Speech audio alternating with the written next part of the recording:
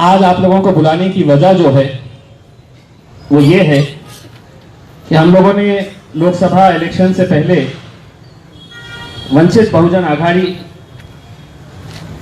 प्रकाश अंबेडकर साहब के साथ हम लोगों ने अलायंस किया था। वो अलायंस अल्हम्दुलिल्लाह पूरे महाराष्ट्र के लिए था। हम लोगों ने जहां जहां इलेक्शन में हम लोगों ने भाग लिया, वहां पे हम लोगों ने जी जान लगाकर मेहनत की, काम किया। एक सीट हम जीते और बाकी सीटों के ऊपर हमें हार हुई। हम लोगों ने कोशिश की, हमारी बड़ी ख्वाहिश थी, आज भी हमारी ये ख्वाहिश है कि अलायंस विधानसभा के इलेक्शन में भी इसलिए रहना चाहिए क्योंकि एक तरफ हम देख रहे कि पूरी कांग्रेस खत्म हो चुकी, पूरी राष्ट्रवादी कांग्रेस कहां चली गई।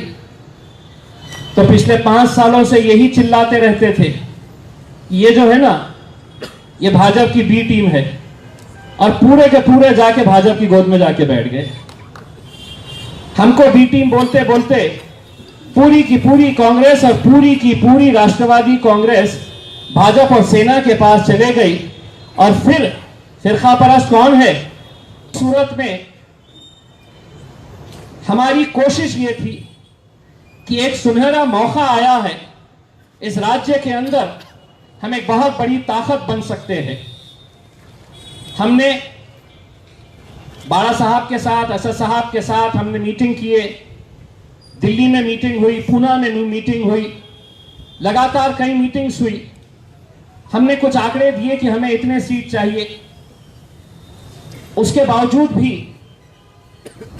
कोई जवाब नहीं मिला। हमने सीटें कम करते गए, उन्होंने जब जब कहा कि हमको सीटें और कम करके दो तो हमने और कम करके दिए, फिर कहा तो हमने और कम करके दिए। लेकिन इतनी बातचीत होने के बाद इस नतीजे के ऊपर वंचित बहुजन आघाड़ी पहुंची कि हम मजलिस को महज 8 सीट देंगे। अब सवाल यह है कि जब 2014 के अंदर जब हम कुछ नहीं थे, जब सिर्फ नांदेड़ के अंदर हमारे 11 कॉर्पोरेटर्स थे, उस वक्त हमने 24 सीटें लड़ी थी। उन 24 में से 2 हम जीते थे और बाकी 9 सीटों के ऊपर हम दूसरे और तीसरे नंबर के ऊपर थे। 3-4 सीटें हमारी ऐसी थी जो महज हम 4-5 हजार के वोट से हम हारे थे।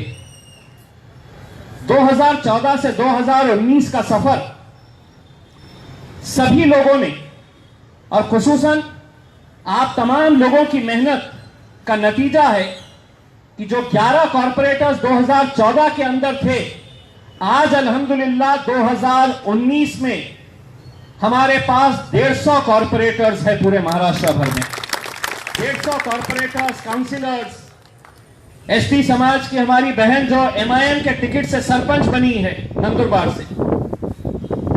तो अगर इतना सफर हमने तय किया है और हमको यह कहा जाता है कि नहीं आप सिर्फ 8 सीट लड़े, तो हमें भी कुछ फैसला लेना था। और यह फैसला अगर कोई ये कह रहा है कि इम्तियाज जलील ने अकेले ने लिया है, तो यह मुमकिन ही नहीं है कि इतना बड़ा फैसला इम्तियाज जलील अकेले लेगा।